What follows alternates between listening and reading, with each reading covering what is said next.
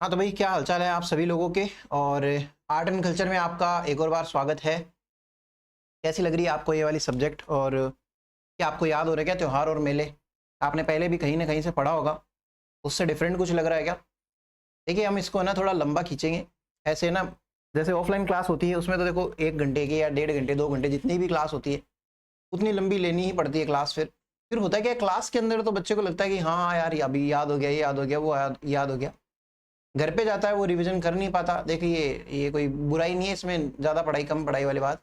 लेकिन फिर बाद में वो इकट्ठे होते जाती है क्लासेस, फिर बाद में उनको रटना महाभारत हो जाता है।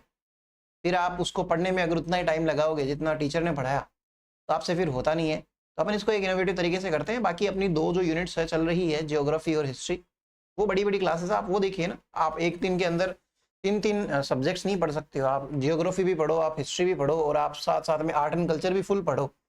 तो फिर आपके जो मेन सब्जेक्ट्स रहेंगे, जैसे असिस्टेंट प्रोफेसर के अंदर आप जो जिस भी सब्जेक्ट से हो, कोई भी सब्जेक्ट हो, भले physics, chemistry, biology, zoology, botany वगैरह वट, या फिर ग्राम सेवक वगैरह में भी और भी चीज़ें, भाई मैथ है, रीजनिंग है, काफ़ी सारी चीज़ें होती है। तो वो सारी चीज़ें करो ना आप। बाकी इतना जिस तरीके से मैं पढ़ा रहा हूँ अभी के लिए पढ़ो। अगर आपको कोई डाउट्स आ रहे हो या फिर सही नहीं लग रहा हो, अच्छा नहीं लग रहा हो, तो फिर अपन दूसरे तरीके से देखेंगे ना। आर्ट एंड कल्चर में अब मैं जल्दी से एक रिवीजन करा के दिखाता हूँ कैसे हम अगर थोड़ा थोड़ा पढ़ेंगे और क्या बोलते हैं उसको, थोड़ा थोड़ा पढ़ेंगे प्लस साथ साथ के अंदर उसको कैसे रिवाइज करना है, उस तरीके को अगर आप जान जाओगे तो आर्ट एंड कल्चर से इजी कुछ ही नहीं है और मस्त इंटरेस्टिंग चीज़ कुछ ही नहीं है। ठीक है, स्टार्ट करते हैं फिर से ना। एक बार के लिए मैं हट जाता हूँ उस फ्रेम से। हमने क्या बोला था कि त्योहार और मेले क्या होते हैं, उसमें हम हिंदू त्योहार देख रहे थे सबसे पहले भाई। हिंदू त्योहारों के अंदर मैंने बोला कि भाई विक्रमी संवत, विक्रम कैलेंडर के अकॉर्डिंग आता है। कौन है विक्रमी संवत? यानी कि भूमि वर्मा विक्रमादित्य नाम का उज्जैन का जो शासक था, उसने कालकाचार्य कथानक की, मतलब उसके अंदर बुक के अंदर लिखा हुआ कि भाई इसने शकों को हराया था और उस दिन से नया साल मनाने लग गए। और ये 57 वर्ष ईसा पूर्व माना जाता है ना। इस ईसाई जो कैलेंडर है उससे भी 57 वर्ष पुराना है भाई। यानी कि आज अगर 2025 चल रही है तो उसमें 57 जोड़ दो, वो विक्रमी संवत के अकॉर्डिंग है। फिर उसके बाद में हमने क्या देखा कि 365 और 355 दिन वाली बात है। क्या चांद जो होता है वो 355 के हिसाब से दिन लगते हैं और उधर 365। अब ऐसे मत सोचना कि यार धरती को जब घूमने में 365 दिन लग रहे हैं तो चांद की क्या दिक्कत आ गई, वो वाली बात नहीं है। वो एक चांद की ऑर्बिट अलग है, धरती की ऑर्बिट अलग है, तो फर्क तो आना ही है।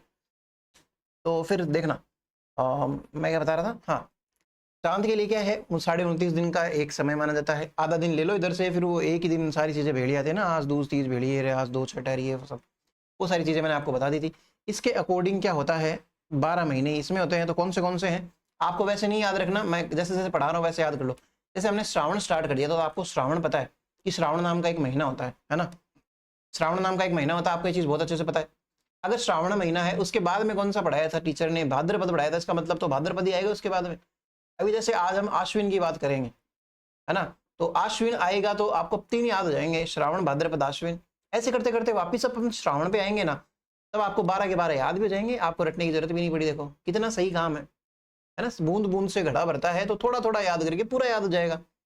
ज़्यादा लोड नहीं लेनी है। मैं ऐसे अपने आप को ना, तुम फिर तो तुम लोगों को शर्म खा के डूब मर जानी चाहिए, क्योंकि रोबोट या फिर ये कंप्यूटर होते हैं वो तो हमसे इतने ज़्यादा इंटेलिजेंट होते हैं, हर बार इंफॉर्मेशन को उसी पैटर्न में, उसी एकदम प्रिसाइसनेस के साथ में याद रख सकते हैं। तो खुद को कभी भी कोसना नहीं चाहिए कि मेरे से तो चीज़ें याद नहीं होती है। सबके अलग अलग तरीके होते हैं भाई पढ़ने के। अगर फिर कोस नहीं है तो फिर कंप्यूटर से कंपेयर करो और फांसी खा जाओ, सीधी सी बात है कि भाई कंप्यूटर की बराबरी तो तुम कभी कर ही नहीं सकते। ह्यूमन ब्रेन की लिमिटेशंस है इंफॉर्मेशन को एज इट इज स्टोर करना। जैसे मैं कुछ बोल रहा हूँ, वो का वो कि आप मेरी ही आवाज़ में, मेरी ही जैसी टोन में, मेरे ही जैसे टाइम पीरियड में बोल सकते हो क्या वो वाली लाइन? एक बार बोलोगे, 2 बार बोलोगे, कंप्यूटर तो हर बार बोल सकता है। अगर मैंने इसमें कोई ये जैसे ये वीडियो रिकॉर्ड कर ली तो अपने आप को कंप्यूटर मत समझो। जैसे जो चीज़ की डिमांड होती है ना वैसे याद होती है भाई। अब मान लेते हैं एक पन्ने के ऊपर, मैं एक बात बता ही देता हूँ आपको। एक सिंगल पेज है जो आपका कॉपी का पन्ना है, उसके ऊपर कहानियां, क्या बोलते हैं उसको, इन्फॉर्मेशन कम हो, स्टोरी सी ज़्यादा हो, तो आपके दिमाग को जल्दी याद होती है। अगर उसी के अंदर नाम ही नाम हो, मान लेते हैं सारे देश जितने भी देश होते हैं उनके सबके नाम है, या फिर आपके गांव गली के अंदर जितने भी लोग हैं ना सबके नाम, उनकी पत्नियों के नाम है, उनके बच्चों के नाम है, तो वही एक पन्ना महाभारत हो जाती है। तो इट डिपेंड्स कि डेटा कैसा है, दिमाग हमारा कौन सी चीज़ों को कैसे एक्सेप्ट कर सकता है। हम अलग अलग तरीके देख लेंगे। किसी भी इंफॉर्मेशन को अगर आपको पढ़ने में दिक्कत आ रही है, हो सकता है किसी को एक ही बार में याद हो जाए, किसी को 10 बार में याद होती है, लेकिन देखो याद तो होती है। खैर छोड़ो, जाने दो, क्लास लंबी नहीं करेंगे, बाद में कभी किसी दिन मोटिवेशनल क्लास के अंदर ऐसी बातें करेंगे। श्रावण, भाद्रपद, आश्विन आपको 3 याद हो जाएंगे अभी के लिए, बाकी के लिए एक बार के लिए छोड़ ही दो। फिर मैंने क्या बताया था कि 365 355 दिन वाली बात है। अगर धरती के अकॉर्डिंग ईसाई कैलेंडर जो है सोलर बेस कैलेंडर है, उसके अकॉर्डिंग 365 दिन का समय होता है और उसके अकॉर्डिंग 355 दिन का, यानी कि एक एक साल बिताया दोनों का, तो 10 दिन कौन सा पीछे हो गया, चांद पीछे हो गया 10 दिन। फिर नेक्स्ट ईयर और 10 दिन पीछे हो जाएगा, फिर नेक्स्ट ईयर और 10 दिन पीछे होने ही वाला था। इतने में अपने शाणे बुजुर्गों ने क्या बोला कि भाई साहब ये जो 30 दिन है ना, इनको ऐड करके कर दो इसी साल के अंदर और एक अधिक मास ले आओ, है ना। तो वो वाली बात है। और पीछे होने का मतलब ये नहीं है कोई चीज कम टाइम पीरियड की तो उसका समय जल्दी बीतता है।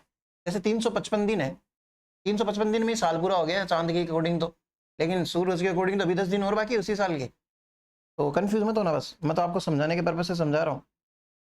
प्रत्येक महीने के अंदर हमने 30-30 दिन ले लिए थे। एक से 15 अमावस्या आएगी पहले, इसको कहते हैं कृष्ण पक्ष, चाना अंधेरा पखवाड़ा। 1 से 15 में क्या आएगा, फिर अगले वाले में शुक्ल पक्ष यानी कि ब्राइट फोर्टनाइट, पूर्णिमा आएगी धीरे धीरे, सूर्य चंद्र की जो कलाएं होती है अलग अलग, उसके अकॉर्डिंग फिर मैंने बता ही दिया था कि नव वर्ष होता है चैत्र शुक्ल एकम से स्टार्ट होता है, लेकिन त्योहार नहीं होता। त्योहार स्टार्ट होता है श्रावण शुक्ल तृतीया से, यानी कि छोटी तीज। तीज त्योहार, बावड़ी, लेडूबी, गणगौर वाली, ये बात याद रखना भाई, भूलना नहीं है इसको। फिर हमने देखा था कि शुक्ल पक्ष के अंदर श्रावण के महीने के अंदर कैसे सिंजारे दिए जाते हैं, एक दिन पहले दूज को दिए जाते हैं, है ना। किसके लिए होते हैं सिंजारे, लड़कियों के लिए होते हैं ना, के अंदर गिफ्ट्स होते हैं, पहनने के कपड़े होते हैं। छोटी तीज आती है, हरियाली तीज कहते हैं इसको, गोरिया तीज कहती है, झूला तीज कहते हैं। क्यों कहते हैं, हरा भरा इन्वायरमेंट रहता है। गोरी जो है पार्वती का नाम है, झूला है, झूला झूलते हैं। फिर पति पत्नी के बीच प्रेम का त्योहार है ना। चौथ नहीं है, करवा चौथ नहीं है इतना इंपॉर्टेंट। छोटी तीज किसकी फेमस है, जयपुर की फेमस है। लहरिया बांध की ओढ़नी, लहरिया पगड़ी पहनते हैं, है ना। और इसको साथ साथ में नेचर के साथ में भी प्यार का त्योहार माना गया है ना। मैंने शायद क्लास के अंदर नोट्स में तो जरूर लिखवाया है ना, लव विद नेचर। तो नहीं लिखते हैं, चलो छोड़ो, आपको लिखवाया हुआ तो है ही है। फिर उसके बाद में पूर्णिमा आ जाती है, मैंने बोला था इसको रख पूर्णिमा, राखड़ी पूर्णिमा या फिर रक्षाबंधन के हिसाब से याद रखो। नारियल हाथ में लेके करते हैं, सत्य मतलब जैसे झूठी कसमें नहीं खाते वगैरह। विद्यारंभ का दिन माना जाता है। श्रवण पूर्णिमा आती है क्योंकि श्रवण कुमार की पूजा होती है। हिंडोले डलते हैं भाई इस दिन और कई दिन तक रहते हैं, तो वो हिंडोले। फिर उसके बाद में भाद्रपद आ गया, देखो नया महीना आ गया, श्रावण के बाद में भाद्रपद, ऐसे करके याद करो भाई आप चीजें। तृतीय आती है, बड़ी तीज, तीज बड़ी हो गई। उसके बाद में इसको बूढ़ी तीज भी कहते हैं, कजली तीज कह सकते हैं, सातुड़ी तीज कह सकते हैं। क्यों कहते हैं आपको पता ही है। फिर नीम की पूजा की जाती है इस दिन, और बूंदी की फेमस है। कैसे याद किया था, बूढ़ी और बूंदी एक जैसा सा नाम है लिखने में, तो याद हो जाएगा। फिर हल छठ आता है। हल छठ क्यों आती है, इस छठ को हल क्यों कहते हैं, हल छठ क्यों कहते हैं, क्योंकि बलराम की जयंती आती है। बलराम कौन है, कृष्ण भगवान के बड़े भाई है, जिनका हथियार क्या है, हल। उसके बाद में पुत्रवती महिलाएं इस व्रत को करती है। उबा छठ जो होती है, चंदन षष्ठी व्रत भी कहलाता है, महिलाएं करती है भाई, कुंवारी कन्याएं करती है।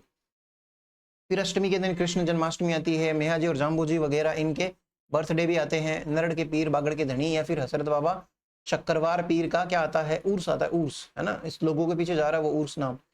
तो फिर उसके बाद में नवमी आती है, गोगा नवमी, गोगामेड़, ददरेवा, चूरू के अंदर यहाँ पे 2 जगह मेले भरते हैं। किसान जो होते हैं अपनी गांठ की सॉरी अपनी जो हल होते हैं उसके 9 गांठ की राखी बांधते हैं।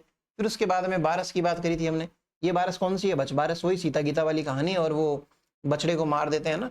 बछड़ा इंपॉर्टेंट क्यों होता है आपको पता ही है, बड़ा होके बैल बनता है, खेती करेगा। बाजरे की रोटी खाते हैं, उबले हुए मोठ खाते हैं। ये वाली चीज बस ऐसे ही ध्यान में रखना है, क्या पता आपको एग्जाम में पूछ ले कि कौन से त्योहारों में कौन से दिवस बाजरे की रोटी और उबले हुए मोठ खाए जाते हैं। तो ये ना लिखा हुआ है, बुक्स के अंदर लिखा हुआ है, तो इनको क्या एग्जामिनर की कई बार जच जाती है ऐसे उल्टे सवाल करने की। तो उसके बाद में भाद्रपद अमावस्या की बात करें तो अमावस्या सत्य अमावस्या आती है। उसमें से एक इंपॉर्टेंट कौन सी, रानी सती, दादी सती, है ना। झुंझुनू के अंदर मेला भरता है। ऐसे करके याद करोगे तो आप मरे ही नहीं भूलोगे ना। फिर शुक्ल पक्ष आ जाता है, रामदेव जी की जयंती आती है। बाबेरी बीज, बीज का मतलब होता है दूज, है ना, एक तरीके से बे। गुजरात वाला थाने तो द्यावे आखो, गुजरात जी, मेवाड़ जी, सॉरी मारवाड़ जी। उसके बाद मेला कहाँ बढ़ता है, रुणीचा रामदेवरा के अंदर। द्वितीया से एकादशी तक बढ़ता है। क्यों, क्योंकि एकादशी को उन्होंने समाधि ले ली थी, तो 10 दिन के लिए मेला बढ़ता है भाई।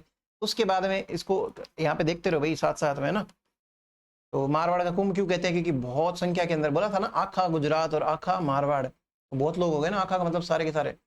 फिर हरतालिका तीज आती है। ये अखंड सौभाग्य वाले पुरुष के, मतलब अखंड सौभाग्य वाले पति के लिए ये किया जाता है भाई। फिर इसके बाद में मैंने आपको चतुर्थी बताया था, शिव चतुर्थी, गणेश चतुर्थी, कलंक चतुर्थी क्यों कहते हैं, ये वाली स्टोरी भी समझाई थी। चतरा चौथ क्यों कहते हैं, इसी से लिंक्ड है। स्कूली बच्चे क्या करते हैं, सॉरी चौक चांदनी का, एक सेकंड भाई रुकना, जो है ना चौक चांदनी का क्या करते हैं, स्वांग रचते हैं भाई। हम देखेंगे स्वांग क्या होते हैं, आर्ट एंड कल्चर का हिस्सा है भाई।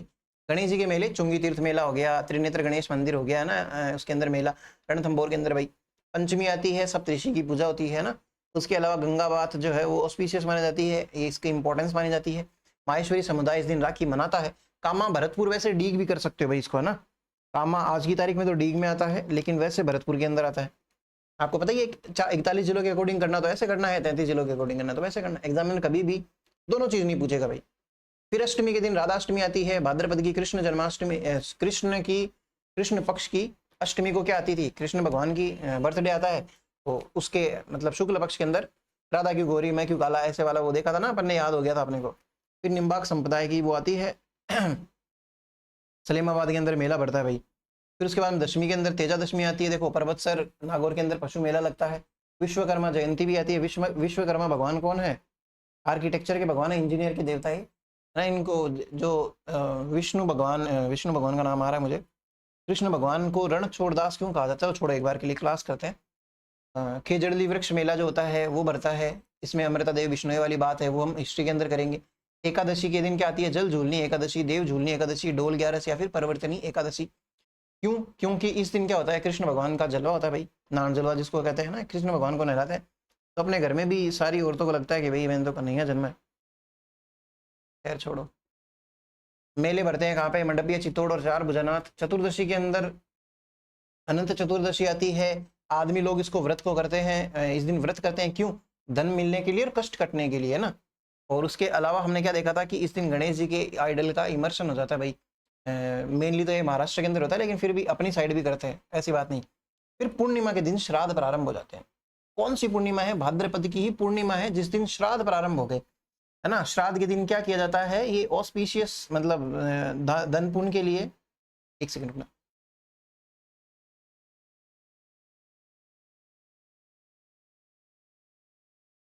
दान पुण्य के लिए भाई साहब ये बहुत ही ज्यादा ऑस्पिशियस दिन माने जाते हैं, 16 के 16 दिन। इस दिन दान करो, बढ़िया कौवों को खिलाओ, पंडितों को भी खिलाओ भाई, जो भी है। तो ये वाली बातें थी, श्राद्ध शुरू हो गए थे, अब श्राद्ध की ही बातें करेंगे। तो देखो अब मैं बार बार में रोज रोज आपको ये वाली चीजें नहीं समझाऊंगा। एक और आखिरी बार मैंने बता दिया आपको कैसे याद करना है। अब हम जब भी नेक्स्ट क्लास में मिलेंगे तो आज जो भी पढ़ाया है उसको रिवाइज करा दूंगा, थोड़ा बहुत और रिवाइज करवा दूंगा पुराना। मुझे आपको पढ़ाना ही है, मुझे आपको चीजें याद ही करानी है। ऐसे नहीं कि भाई मैंने तो पढ़ा दिया, अब अपने हिसाब से देख लो, पढ़ो तो पढ़ो वरना अपनी मर्जी है ना। तो वो वाली बात नहीं है, मुझे तो आपको याद करवाना ही है, लेकिन क्लास की लेंथ ना बढ़े इसलिए मैं बार बार में रोज रोज ये रिवाइज नहीं करवाऊंगा। क्योंकि आर्ट एंड कल्चर भी बड़ी हो जाएगी, हिस्ट्री भी बड़ी हो जाएगी, जियोग्राफी भी बड़ी हो जाएगी, तो फिर आपको मतलब है ना बोझ लगने लग जाएगी पढ़ाई। और मैं आपको बोझ नहीं, आपका एकदम स्मार्टली आपका टाइम बचाने के हिसाब से, या फिर है ना स्मार्टली कैसे आपके फायदा हो सके, आपको सारी चीजें जल्दी से जल्दी याद हो जाए, वो तरीके देख रहा हूँ भाई। अब आता है नया महीना आश्विन। अब देखो आपको 3 महीने याद हो जाने चाहिए कायदे से, अब भी नहीं हो 3 महीने याद तो भाई साहब सोशल मीडिया का जमाना है, बढ़िया से वड़ा पाव की दुकान खोल लो, अनोखा सा नाम रख लो, और उसके ऊपर बढ़िया से कंट्रोवर्सियां करते जाओ बार बार में। आपके ठेले के लिए वो देखा था ना, एक लड़की कैसे वड़ा पाव बेचते हुए कहाँ पे पहुंच जाती है, बिग बॉस वगैरह में, ये सब में। इस दुनिया में हर कोई इंसान को ये लगता है कि मेरा भला हो जाए, मेरे को सब कुछ प्राप्त हो जाए, मेरे को ये सब कुछ मिल जाए। कोई ऐसा नहीं है जो ऐसे, और जो करता है ना ऐसे एक बार के लिए भी कि भाई मैं तो संतुष्ट हूँ इतने से, मैं सबकी आकांक्षाएं बहुत ज्यादा होती है। खैर आश्विन की बात करते हैं अपन पहले। आश्विन में भी कौन सा पक्ष पहले आएगा, कृष्ण पक्ष आएगा क्या, क्यों आएगा कृष्ण पक्ष, मुझे समझाओ आप थोड़ा सा। मुझे मत समझाओ, खुद को समझाओ, दीवारों से बातें किया करो, खुद को दीवारों को समझाया करो। देख दीवार, तेरे को पता है क्या कि पूर्णिमा गई थी अभी जस्ट, अभी भाद्रपद महीने की, तो कायदा तो ये बनता है कि चांद अब घटेगा, चांद की कलाएं कम होंगी, चांद का परास कम होगा। अब कृष्ण पक्ष चल रहा है, यानी कि 1 तारीख से लेके 15 तारीख, मतलब एक दिन से लेके 15वें दिन तक एकदम अंधेरा हो जाएगा भाई।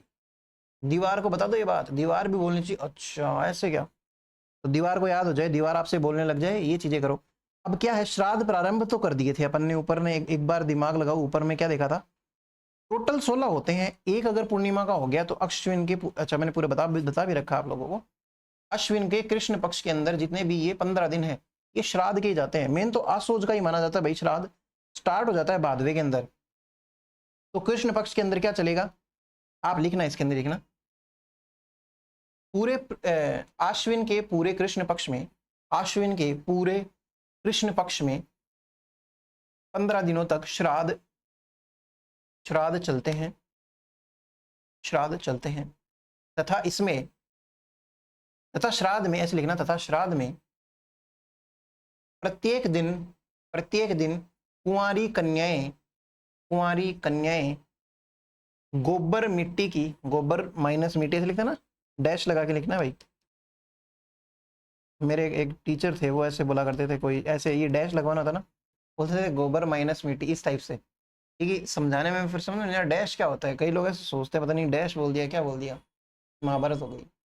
तो गोबर तथा मतलब गोबर माइनस मिट्टी, गोबर माइनस मिट्टी की सांझी बनाती है, सांझी बनाकर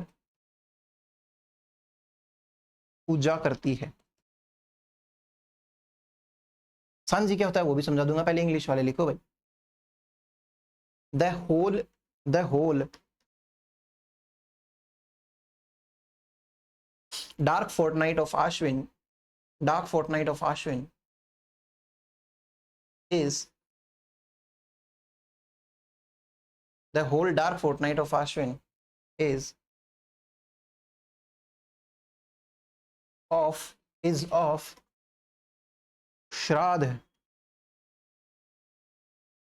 श्राद्ध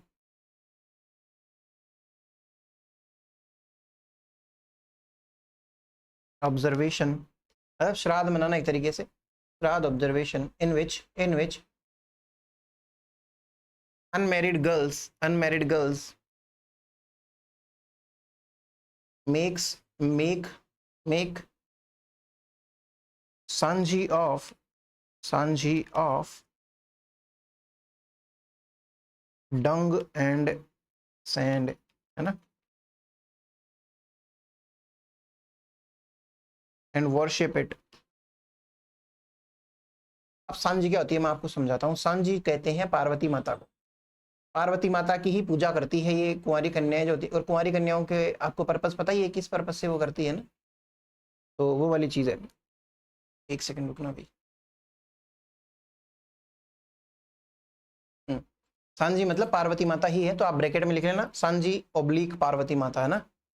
तो पार्वती माता ही है जिनका ये डेली बनाती है, गोबर मिट्टी से बनाती है। गोबर क्या होता है पता है क्या, गाय जो होती है उसका जो अपशिष्ट पदार्थ होता है वो काफी पूजनीय माना जाता है, पवित्र माना जाता है हिंदू धर्म के अकॉर्डिंग। तो उस गोबर के अंदर मिट्टी मिक्स करो और मिट्टी मिक्स करके ऐसे घर के बाहर है ना सांझियाँ रोज बनती है।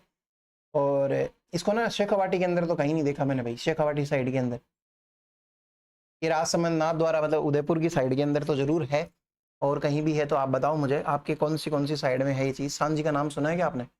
तो सांझी जो होती है वो डेली बनाई जाती है और उस दिन उसकी पूजा होती है। वो जो नाथ द्वारा है ना भाई, नाथ द्वारा में गोबर मिट्टी की नहीं बनती है भाई सांझी, नाथ द्वारा में केले की सांझी फेमस है भाई। आप लिखना नाथ द्वारा में केले की सांझी बनाई जाती है। क्वेश्चन आता है एग्जाम के अंदर, नाथ द्वारा में केले की सांझी बनाई जाती है। बनाना सांझी इज मेड इन नाथ द्वारा राजसमंद, है ना। तो अब इसके बाद में आप नेक्स्ट क्या देखेंगे मेरे सामने कि ये सांझी जो है ना मंदिरों में भी बनती है। तो उदयपुर का एक मंदिर है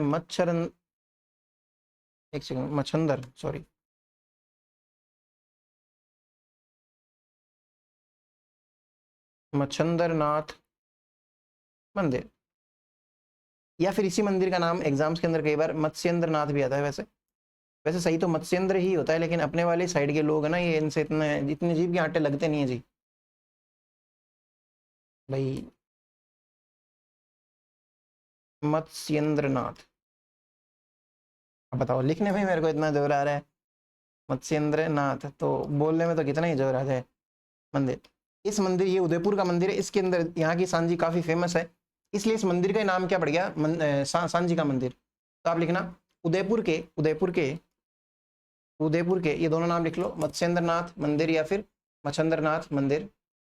उदयपुर के मत्स्येंद्रनाथ मंदिर की सांझी प्रसिद्ध होने के कारण इस मंदिर को सांझी का मंदिर कहते हैं। सांझी मंदिर या सांझी का मंदिर कहते हैं। इंग्लिश वाले लिखना भाई, सांझी ऑफ टेम्पल, अब मच्छिंद्र नाथ को इंग्लिश में लिख लो भाई, लिखा ही देता हूँ वैसे तो मैं, टेम्पल मच्छिंद्र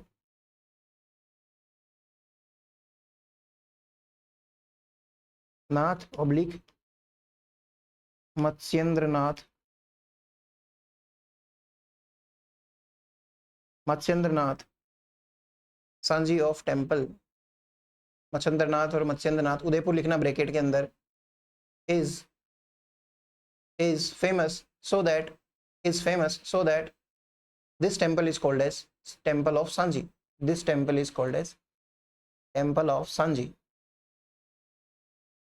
अभी ये जो मतलब कृष्ण पक्ष चल रहा है ना, इसका लास्ट दिन कौन सा होगा? अमावस्या का आएगा, है ना? क्यों आएगा? क्योंकि कृष्ण पक्ष की अभी जस्ट अभी पूर्णिमा आके गई है, जिसके अंदर श्राद्ध शुरू हुए थे। अभी वो चांद ढल रहा है, एक दिन ढल जाएगा पूरा का पूरा। उस दिन क्या होता है? अमावस्या वाले दिन जो महिलाएं होती है ना, विवाहित महिलाएं, वो क्या करती है? थम्बुड़ा व्रत रखती है। तो आप लिखना on the last day of Sanjhi, on the last day of Sanjhi, on the last day of Sanjhi या Shraddh, on the last day of Shraddh या सांझी, दोनों लिख लेना भाई, सांझी, और ब्रैकेट में ऐसे लिखना Ashwin new moon, Ashwin new moon यानी कि अमावस्या। Women observe Thambuda fast, Thambuda fast. Sanjhi के अंतिम दिन, सांझी या श्राद्ध दोनों लिख लेना, सांझी के अंतिम दिन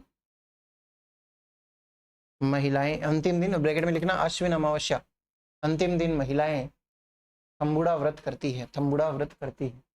ये हो गया भाई इस किसका? शुक्ल पक्ष हो गया, कृष्ण पक्ष हो गया, अश्विन का। आपको 3 महीने याद हुए कि नहीं हुए मुझे तो ये बता दो। श्रावण हो गया याद, भाद्रपद हो गया याद, और अश्विन याद हो गया। अब अश्विन के अंदर कृष्ण पक्ष के बाद में शुक्ल पक्ष आएगा। अब बताओ दीवार को, अपनी रूम की दीवार को फिर से, कि शुक्ल पक्ष क्या होता है और क्यों आता है भाई? अमावस्या के बाद में क्यों आता है? 2 कृष्ण पक्ष एक साथ नहीं आ सकते क्या? तो खैर छोड़ो। तो अब क्या है, श्राद्ध आके गए हैं, है ना? हमने पिंडदान कर लिए, हमने पूजा पाठ कर ली, हमने पंडितों को बढ़िया से खिला दिया पिला दिया। अब क्या होएगा? अब कुछ बढ़िया हो जाए, मस्त सा है। और मस्त सा क्या होता है? शरद ऋतु का आगमन होता है, इसलिए इस दिन से क्या हो जाता है? स्टार्ट, नवरात्रे स्टार्ट हो जाते हैं। और नवरात्रे भी कौन से? शरद नवरात्रे। शीत ऋतु अलग है और शरद ऋतु अलग है। आपको डिफरेंस पता है क्या? पता है तो बताओ, वरना तो फिर मैं बताऊंगा आपको जब मैं कृषि पढ़ाऊंगा तब। कृषि पढ़ेंगे क्या अपन जियोग्राफी के अंदर कभी किसी जीवन में? तो कृषि पढ़ेंगे ना, तब बताऊंगा मैं आपको। शुक्ल पक्ष के अंदर आप लिखो एकम, और एकम के दिन क्या हो जाते हैं? स्टार्ट शरद नवरात्रि। नवरात्रि कितने दिन के होते हैं भाई साहब? 5 दिन के होते हैं क्या? शरद नवरात्रि शुरू 9 दिन के होते हैं। तो शरद नवरात्रि जो होते हैं वो शुरू हो जाते हैं। और उदयपुर का नाम आ रहा मुझे, आमेर जो है ना, जयपुर जो है आज की तारीख के अंदर, वहाँ की जो डाइटी है, क्लैन डाइटी शीला माता है ना, अपन देख लेंगे आगे वो सब चीजें। तो शीला माता के मंदिर के अंदर इस दिन मेला भरता है भाई। तो आप यहाँ पे लिखना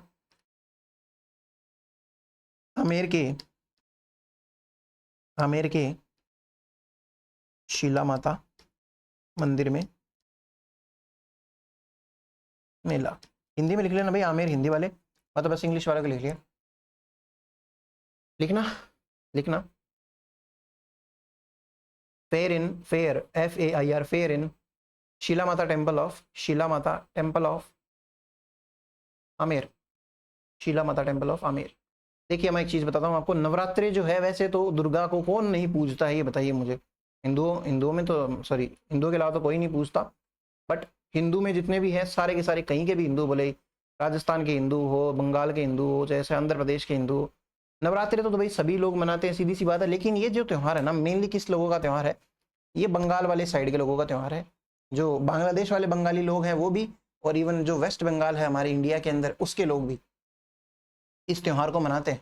तो उधर ये त्यौहार वैसा है जैसे अपने लिए लगभग दिवाली हो जाए ना, वैसा त्यौहार है। और जैसे अपने छुट्टियां पड़ती है दिवाली की 10-15 दिन की, गृह कार्य, जो गृह कार्य आपको दिवालियों में मिलता था, वही गृह कार्य वहाँ के बच्चों को कब मिलता है? नवरात्रों में मिलता है।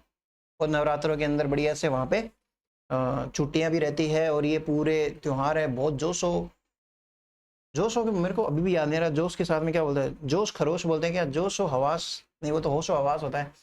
तो वो जोश जोरों शोरों से, हाँ जोरों शोरों से मनाते हैं भैया ये त्योहार भाई उधर। तो अब आप लिखना अगला, इसमें अपन छोड़ देते हैं, बाकी जो भी व्रत होते हैं, व्रत तो देखो डेली होते हैं।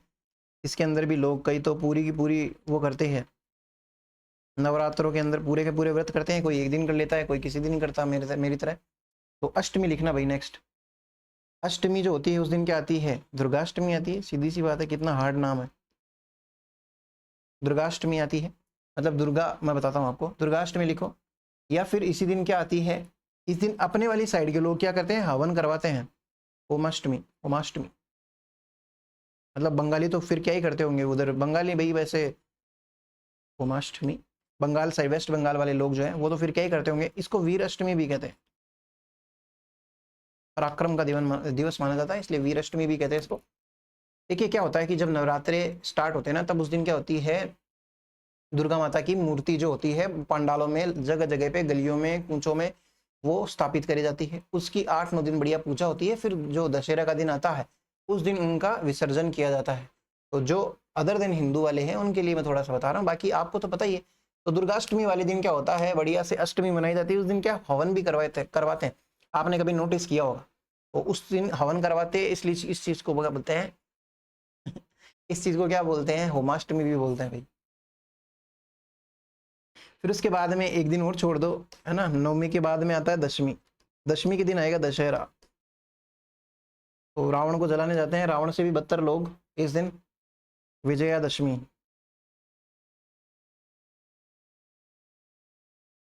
रावण को मारने के लिए राम भगवान आते हैं, तो रावण कोई ऐसे कोई लक्षण तो है नहीं, छोटी मोटी चीज तो है नहीं रावण। ऐसे हर किसी को मारने के लिए भगवान अवतार थोड़ी लेते हैं। रावण भाई साहब, जितनी रावण के पास में डिग्री है ना, उतनी आपके पास 100 जन्मों के अंदर नहीं हो सकती। लेकिन फिर भी कभी भी उसने अपनी बायो में नहीं लगाया। तो दशहरा, ये सब चीजें हैं। विजयदशमी आती है, विजय क्यों, मतलब क्यों, इस दिन क्या हुआ था, राम भगवान ने रावण को मार दिया था, विजय प्राप्त करी थी, है ना, सत्य की असत्य पर जीत, ये वाली चीज। तो इस दिन उसको बोलते हैं दशमी या फिर दशहरा। इस दिन क्या होता है, शाम जो होती है ना, उस पर लोग क्या करते हैं, ये मेघनाथ जो हो गया, या फिर रावण हो गया, और एक ये कुंभकर्ण हो गया, इन तीनों के पुतले जलाते हैं। लोगों को ये नहीं पता है भाई साहब, 3 पुतले क्यों है। कई लोग ऐसे बोलते हैं, रावण के 3-3 पुतले जले थे वहां पे। अरे भाई वो रावण अकेला नहीं है, आप लोगों को पता ही नहीं है, अपने धर्म के बारे में भी नहीं पता, और आप, है ना, ऐसे वो रावण की ऐसी कर दी, ये कर दी, रावण जैसे को तो जलना ही था, और ये सारी बातें आती है। तो खैर छोड़िए। कोटा का फेमस है भाई दशहरा, कोटा का दशहरा काफी प्रसिद्ध है, या बहुत प्रसिद्ध है। Dussehra of Kota, Dussehra of Kota is very famous. देखिए मैं आपको चीज बताता हूँ, दशहरा जो कोटा के प्रथम शासक है ना, माधो सिंह, प्रथम शासक माधो सिंह। अब आपकी इच्छा पे छोड़ रहा हूँ, आप लिखना चाहते हो कि नहीं, नहीं लिखना चाहते। माधो सिंह ने ना ये दशहरा वगैरह जो मनाना बढ़िया से प्रारंभ किया था, बहुत शानदार तरीके से मनता है। अभी कोटा का दशहरा देखना, आप ऐसे कहोगे कि भाई साहब, ऐसे लगता है रावण से तो पर्सनल दुश्मनी इनको थी। तो उसने भाई साहब लगभग 400 साल पहले से ये प्रोसेस स्टार्ट करी थी, आज तक चली आ रही है, उसी जोशो हवा जोरों शोरों से, है ना। तो माधो सिंह ने स्टार्ट करी थी। और ये जो मेला है ना, मेला दशहरे का मेला कोटा के अंदर, कोटा की बात चल रही है, वो किसने स्टार्ट किया था, उम्मेद सिंह ने। उम्मेद सिंह से उम्मीद थी हमें कि वो मेला वेला भी लगवाएंगे। 1895 नहीं रटना, 1895 बिल्कुल, बस एक आइडिया होना चाहिए आपको, क्या है, कब की बात बता रहा है ये मास्टर, आज की बात कर रहा है, कल की बात कर रहा है, परसों की, या 1895 की, ये बस इतना सा ध्यान रखो आप तो खाली। फिर उसके बाद में क्या होता है, इस दिन क्या होता है, मतलब जैसे राम भगवान लड़े थे तो ऐसे हाथों से तो लड़े नहीं थे ना, तो उन्होंने हथियारों से लड़ाई करी होगी। तो इस दिन क्या होता है, हथियारों की पूजा होती है। ये चीजें बॉर्डर पे तो ना अभी भी लोग इस दिन क्या करते हैं, दशहरे के दिन है ना, हथियारों की पूजा करते हैं। अपन जैसे ये राजनाथ हो गए, ये पिछली बार अभी जो दशहरा आके गया था उस पे इवन गए भी थे, सेना के अंदर गए थे, वहां पे इन्होंने खुद ने बोला था भाई साहब मैं करूंगा इस बार पूजा, देखा था क्या आपने वो फोटो उनका। तो इस दिन क्या होती है, वेपन्स की पूजा होती है। तो क्यों होती है वेपन्स की पूजा, क्योंकि इस दिन क्या हुई थी, बुराई की जीत हुई थी अच्छाई के ऊपर, या अच्छाई की जीत हुई थी बुराई पे, क्या लिखो। इस दिन हथियारों की पूजा होती है। Weapons are worshipped, weapons are worshipped this day, this day, ठीक है। फिर उसके अलावा और क्या होता है भाई साहब इस दिन जो होता है ना, एक सेकंड रुकना, खेजड़ी जो वृक्ष का नाम सुना है क्या आपने? एक सेकंड रुकना। हाँ भाई, तो मैं क्या बता रहा था, खेजड़ी का जो वृक्ष होता है ना, खेजड़ी का वृक्ष, उसकी भी पूजा होती है।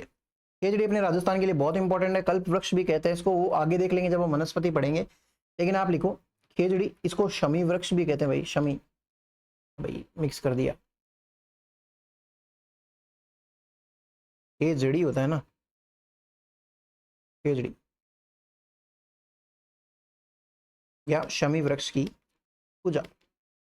खेजड़ी जो होती है उसको कल्प वृक्ष क्यों कहते हैं? क्योंकि इसके एडी से लेके चोटी तक जितनी भी चीजें ये देता है वो सारी की सारी इंपॉर्टेंट होती है।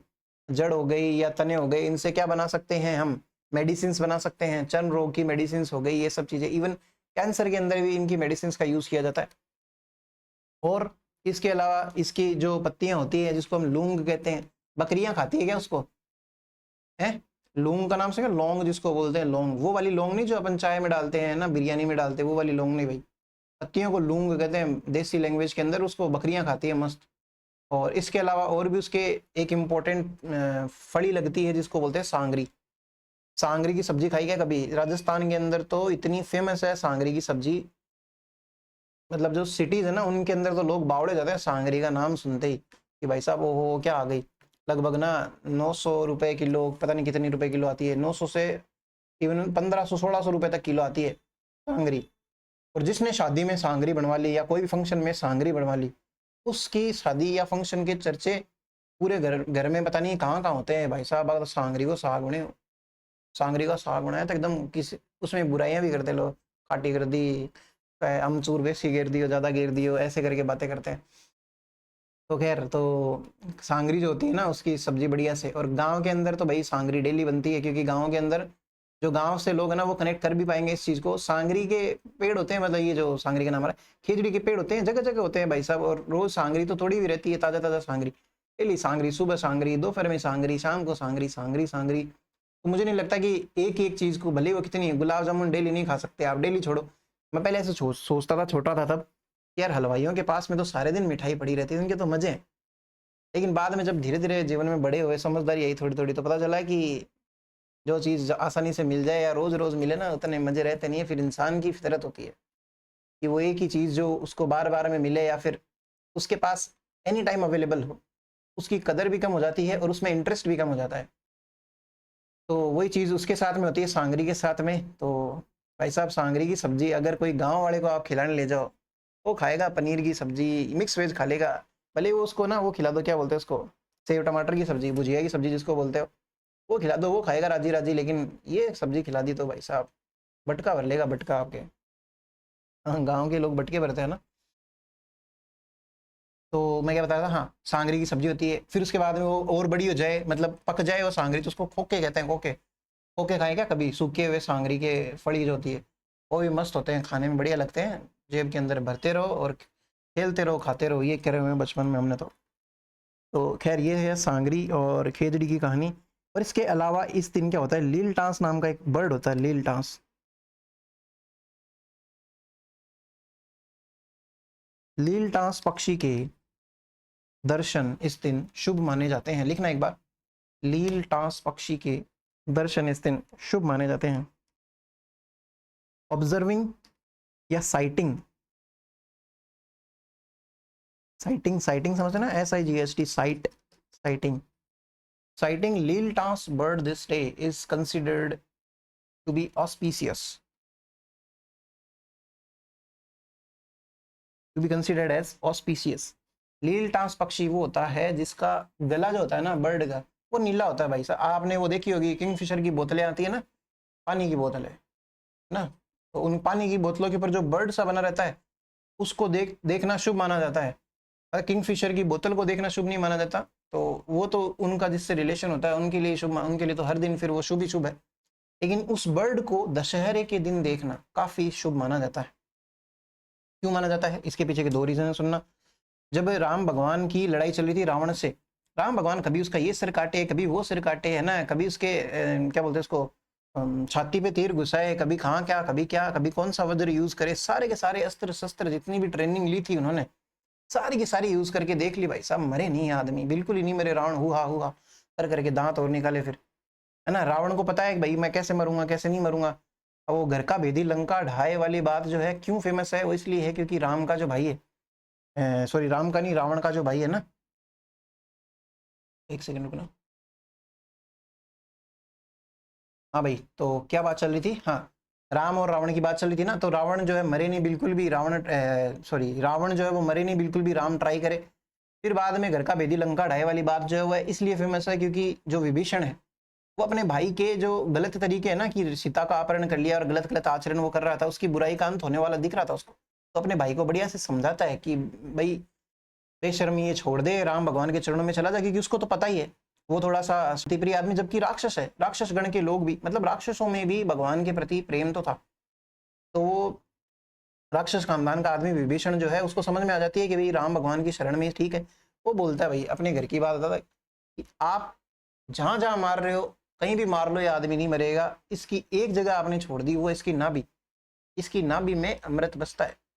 इसको भगवान शिव जी का वरदान मिला हुआ है कि ये मरेगा नहीं, जब तक इसकी नाभि में कोई इसको मारेगा नहीं, नाभि पे प्रहार नहीं किया जाएगा तब तक नहीं मरेगा।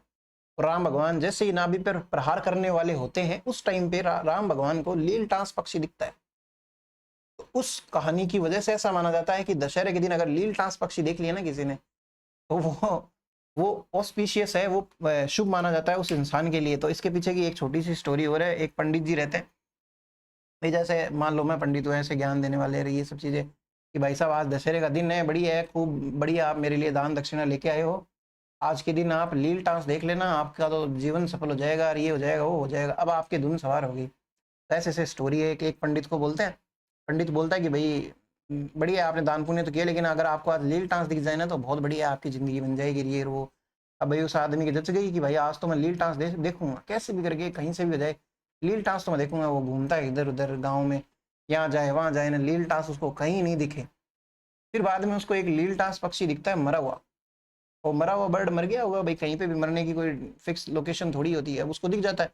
तब उसके ऐसे दिमाग में आता है कि यार लील टांस तो है ही, पर ये तो खुद ही मरा हुआ है, ये क्या मेरे को क्या करेगा।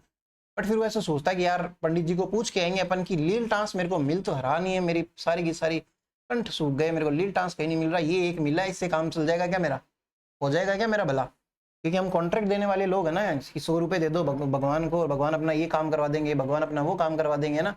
भगवान को तो हम वो समझते हैं भाई, दलाल समझते हैं इन चीज़ों का कि भाई कोई भी काम करवा देंगे। तो बस हमारा तो एक वर्क है कि हमने अगर ये कर लिया तो हमें फलाना पुण्य मिलेगा, वो कर लिया फलाना पुण्य, अरे मन साफ रखो पुण्य मिलेगा। तो वो आदमी जो होता है वो उस बर्ड को ऐसे जेब में डाल लेता है और पंडित जी के पास में जाता है, बोलता है कि पंडित जी मैं तो पूरा गाँव छान मारा, मेरे को कहीं भी लील टांस नहीं दिखा। तो अब आप मेरे को एक ये बात बताओ कि अगर लील टांस पक्षी जिंदा हो तो ही जरूरी है, मरा हुआ भी चलेगा। सब पंडित जी ऐसे तो बोला कि मरा हुआ देख मत लेना वरना तेरी सातों पुश्तों की दशा बन जाएगी। अब अब वो आदमी ऐसे सोचे भाई साहब कांड तो हो गया, अब देख तो लिया, तो वो अपनी जेब से निकाल के बोलता है कि ये वाला ये रहा, देखो मेरे पास में मरा हुआ कि मैं तो मरा ही मरा, थन भी ले डूबा, कि मेरी क्यों पुश्ते सारी की सारी खराब, बोले तेरी भी हो। पंडित जी का दिमाग खराब है, पंडित जी की भी जिंदगी खराब। तो ऐसे करके दोनों की जिंदगियां खराब। तो आप मरा हुआ मत देखना भाई, आप भले ही बोतल के ऊपर देख लेना, वो पानी वाली बोतल पे। विजय माल्या को भी पता था कि भाई साहब लील टांस अगर अपनी उस पर लगवा लेंगे तो अपनी मस्त चलेगी वो चीज़। अब दशहरा गया, एकादशी द्वादशी ये त्रयोदशी चतुर्दशी इनको कुछ नहीं आता इस महीने, आश्विन वाले महीने के अंदर। अब क्या आएगा, इस दिन पूर्णिमा आती है, पूर्णिमा के दिन जो आती है इसको बोलते हैं शरद पूर्णिमा। शरद नवरात्रि स्टार्ट हुए थे पहले दिन से, और 5वें दिन क्या 15वें दिन क्या आ जाती है शरद पूर्णिमा। इसी शरद पूर्णिमा को रास पूर्णिमा भी कहते हैं, मैं बताता हूं, ब्रैकेट में परास लिख लेना फिर समझाता हूं। हिंदी वाले भी ऐसे लिख रहे हैं, इंग्लिश वाले भी ऐसे लिख लेना, इंग्लिश में लिखो भले कैसे भी लिखो, परास भी लिख लेना ब्रैकेट में।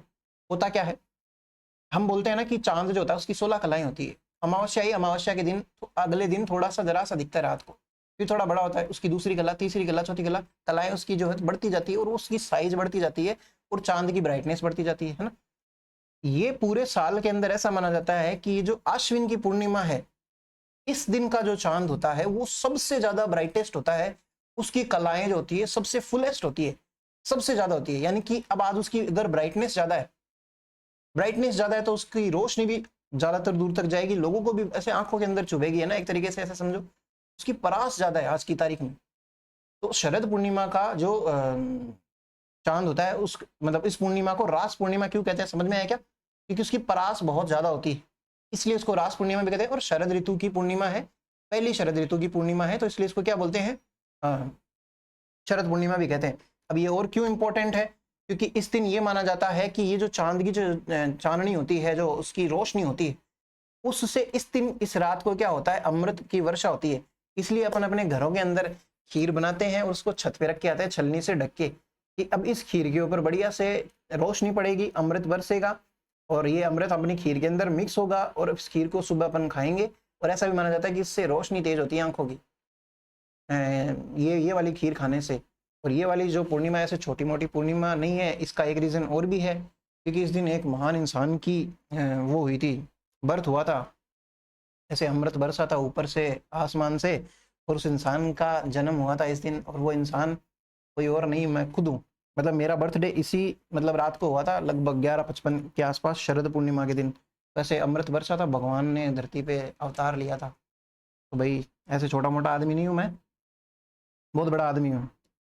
क्यों हूँ ये समझा दिया ना मैंने आपको। एक ऐसा दिन जिस दिन चांद अपनी सबसे शानदार कला पे है और ऐसे ऊपर से भगवान का अवतार हो रहा है। पता नहीं मैं कौन से पाप मिटाऊंगा। तो बोलो आकाश भगवान की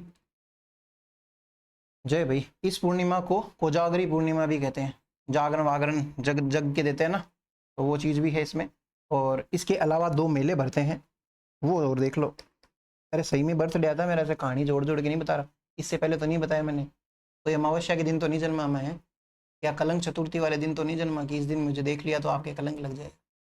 सही में बर्थडे आता है भाई मेरा, तिथि के अनुसार। तो एक आता है मीरा का मेला, मीरा महोत्सव बोलते हैं इसको। मीरा भी काफ़ी इंटरेस्टिंग है, ये देखेंगे हम जब हिस्ट्री पढ़ेंगे तब। चित्तौड़ के अंदर बढ़ता है भाई ये मेला। ऐसे आपको लगा नहीं क्या इतने दिन पढ़ के कि भाई ये तो कोई भगवान का ही अवतार है, इतना खतरनाक आदमी है? ऐसे बातों से नहीं लगा क्या कभी? कहीं ना कहीं हो सके भगवान ही है कोई ना कोई। ओसिया नाम की जगह है भाई जोधपुर के अंदर, वहाँ पे ये महोत्सव होता है, महोत्सव जोधपुर।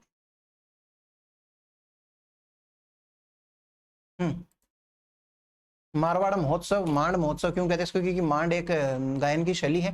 हम आर्ट एंड कल्चर में आगे देखेंगे जब हम पढ़ेंगे, तो ये चीज़ है। मारवाड़ महोत्सव मारवाड़ की साइड के अंदर होता है, जोधपुर से आपको पता ही चल रहा होगा मारवाड़ वाली साइड है। तो ऐसे करके अपना कृष्ण जो कृष्ण का नाम आ रहा है, आसोज का जो महीना है, आश्विन का जो महीना है, वो होता है पूरा। और आपको होपफुली आपका नॉलेज आज से पहले जितना था उससे ज़्यादा ही हुआ है त्यौहार और मेलों के लिए। ये वाली क्लास यहीं पे ही खत्म करते हैं, 1 मिनट के अंदर मैं आपको इसका रिवाइज करा देता हूँ। देखिए अपने 10-1 मिनट 12-1 मिनट लग गए थे पुराना कंटेंट रिवाइज करने के अंदर, और ये क्लास लगभग इतनी रहेगी, आधे घंटे की, 20-25 मिनट की, ताकि आपको है ना डाइजेस्ट करने में थोड़ी सी आसानी रहेगी। क्या बात कर रहे थे हम अश्विन की, बताओ। 15 दिन तो अपन ने क्या चलाए थे, श्राद्ध चलाए थे। श्राद्ध चलाए थे, उसके अंदर लड़कियां क्या कर रही थी, गोबरों के अंदर हाथ कर रही थी, सांझी बना रही थी, पार्वती माता की पूजा कर रही थी, है ना। और इसके अलावा लास्ट दिन की ऐसी सांझी बनती है, सॉरी थम्बुड़े का फास्ट किया जाता है। इसके अलावा सांझी कहाँ की फेमस है, केले की, नाथद्वारा की फेमस, आपको ये भी बताएं। कौन सा ऐसा मंदिर है जिसको सांझी का मंदिर कहते हैं, क्यों कहते हैं, वो चीज़ भी आपको समझ में आ गई। अब देखो मात्र 30 सेकंड भी नहीं लगे, लेकिन आपको अश्विन का कृष्ण पक्ष पूरा याद हो गया एक तरीके से। ऐसे होता है। फिर उसके बाद में शुक्ल पक्ष की बात करें तो शुक्ल पक्ष में शरद नवरात्रि शुरू हो गए थे। आमेर की शिला माता मंदिर का मेला बताया था मैंने आपको। अष्टमी के दिन दुर्गाष्टमी आती है, होम करते हैं, होमाष्टमी आती है, वीर वीर मतलब एक तो वीरता का दिवस माना जाता है, वीराष्टमी आती है। इसके अलावा दशमी, विजयदशमी, क्यों, क्योंकि रावण का वध किसने किया था, राम ने किया था इस दिन। दशहरा कोटा का फेमस है, प्रथम शासक माधो सिंह ने ये दशहरा मनाना स्टार्ट किया था कोटा के अंदर, लेकिन उम्मेद सिंह ने सबसे पहली बार मेला भरवाया था 1895 में। रटना नहीं है, लेकिन फिर भी ध्यान होना चाहिए थोड़ा सा कि हाँ सर ने ऐसे ऐसे आइडिया दिया। वेपन्स की क्यों पूजा होती है, लिंक करोगे ना तो आपको रटने की जरूरत नहीं है। वेपन्स की पूजा इसलिए होती है क्योंकि दशहरे के दिन हथियारों का यूज हुआ था रावण का वध करने के लिए। केजड़ी की पूजा अपने राजस्थान में की जाती है।